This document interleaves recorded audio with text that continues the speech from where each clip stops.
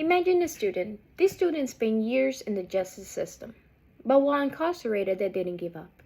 They earned their GED behind bars, and today that same person is finishing their first year of college with a 3.1 GPA. If you were a hiring manager, would you see the 3.1 GPA and the resilience it took to get there?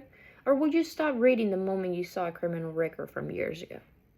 My name is Perez-Martinez, and as a human services student who has successfully transitioned from the justice system to higher education, I'm not just speaking from research, I am speaking from experience. I had seen firsthand how hard work can change life, but I also seen how a closed door can destroy one.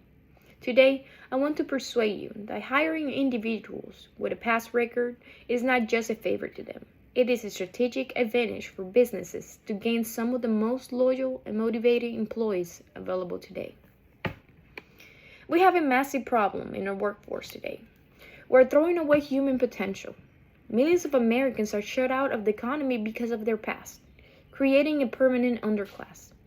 When someone finishes their sentence but cannot find a job, we aren't just punishing them, we're punishing our economy. According to a 2020 report by Brennan Center for Justice, the U.S. economy loses billions of dollars in potential earnings every year because people with criminal records are barred from stable work. This problem is also about the lack of support. Many people leave prison with no money and no place to go. They want to do the right thing. But if every company says no, they lose hope. We tell people to change their lives, but then we don't give them the tools to stay changed. This makes it almost impossible for someone to be successful, no matter how hard they try. This creates a cycle of poverty. If you cannot pay rent or buy groceries and no one will hire you, the system is essentially pushing you back towards the life you try to live. This is a waste of talent, a waste of grit, and a waste of the tax dollars we spend on rehabilitation that doesn't actually end in a job. So what is the solution? It is called fair chance hiring. It means looking at the person the applicant is today, rather than who they were years ago.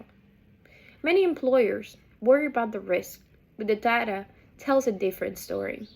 Research by the Society for Human Resource Management 2021 shows that employees with a criminal record often stay with a company longer than those without one.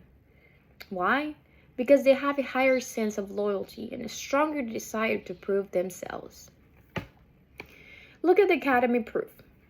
A student maintaining a 3.1 GPA while rebuilding a life from scratch is demonstrating a level of discipline that most traditional applicants never have to test. Furthermore, businesses adopt these policies can access federal tax credits and much larger, more diverse pool of workers. The solution is simple. Judge the current performance, not the past record. Now, close your eyes for a moment and picture a workplace. Picture an employee who is the first one to arrive and the last one to leave. They aren't there just for a paycheck. They are there because the job represents their dignity and their future. They're grateful for the chance to work. When we open these doors, our communities change. When people have stable jobs, recidivism rates drop. This means safer neighborhoods for you and your family. We're talking about breaking a multi-generational cycle of incarceration. When parents work, their children see a path to success.